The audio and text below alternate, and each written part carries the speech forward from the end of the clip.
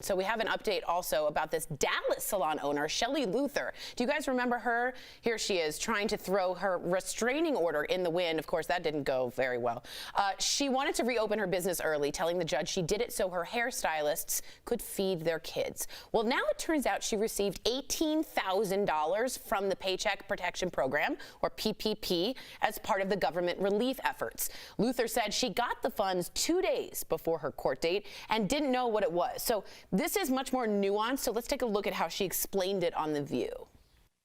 Giving me $18,000 to spend when my stylists aren't actual employees of mine. They're actually subleasing. So I wasn't sure if I was even able to give them any of that money as employees because I don't pay them.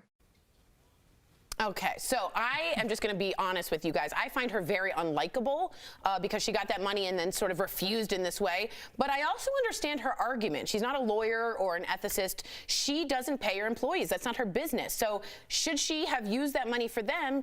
Is she morally obligated to use that $18,000 to pay them when that's not how she does her business? Or should she use it for rent and insurance for her own business? Jeff, what do you take on this?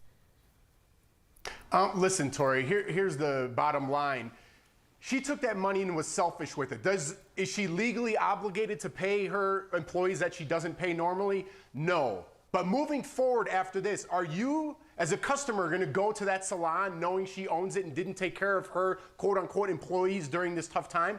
Absolutely not. If you're a hairdresser, are you going to work for her? No. So I'm glad $18,000 bought out the rest of your life because you won't have a business after this whole thing is over. I know we have a short time, but yeah, do you have anything Jeff, to add? that is so well said, and I'm going to tell you this. Jeff, you know what? When she stood in front of that judge, she said, kids are going to starve. Is starving kids okay? She ripped up the thing. She was very sure about that. But, Jeff, it's funny how unsure she got when that $18,000 got dropped into her account. Now she doesn't understand how her employee payment system works. She could have taken that $18,000, divided it by the number of employees, and sent out those checks. But now there's a lot of things she doesn't understand. So it's so interesting how she's so demonstrative about kids dying in the street, and she's so worried about her hairstylist, and now she doesn't know if she can pay them or not. I guarantee if she had sent a check to her hairstylist, the government would not have stepped in.